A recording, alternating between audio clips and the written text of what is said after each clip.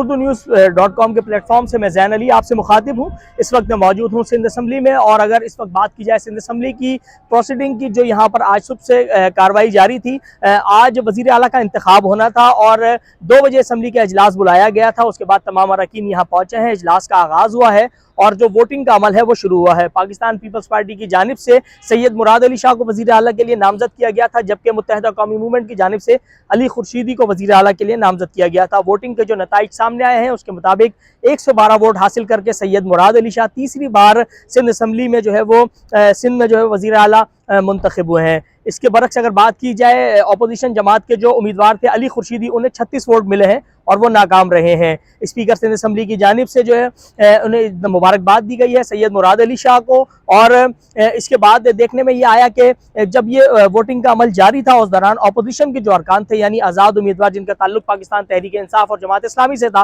वो यहाँ मौजूद थे और उन्होंने एहतजाज की कोशिश की। इब्तदाई तौर पर स्पीकर सिंध असम्बली की जानिब से उन्हें एहतजाज की इजाज़त नहीं दी जा रही थी, अलबत्ता बाद में उन्हें जो है वो एहतजाज करने दिया गया। जैसे ही सैयद मुराद अली शाह का नाम कॉल किया गया वोट के लिए, उस वक्त ये तमाम तर लोग स्पीकर के जो डाइस है उसके सामने खड़े रहे और एहतजाज अपना उन्होंने रिकॉर्ड कराया। एहतजाज के बाद वोटिंग का अमल जो था वो मुकम्मल हुआ और 2 मिनट के वक्फे के बाद स्पीकर सिंध असम्बली अवैस कादिर शाह ने नताइज का ऐलान किया और उन्होंने सैयद मुराद अली शाह को मुबारकबाद देते हुए वज़ीर आला सिंध बनाने का ऐलान किया। इस वक्त ये सूरत हाल है कि असम्बली में इजलास जारी है और जो अब नौ मुंतखब वज़ीर आला है वो जो है वो खिताब करेंगे और अपने आइंदा के लाएअमल के हवाले से ऐवान को आगाह करेंगे। इस वक्त ये सूरत हाल थी सिंध असम्बली की, जिसे हम आपको अपडेट कर रहे थे।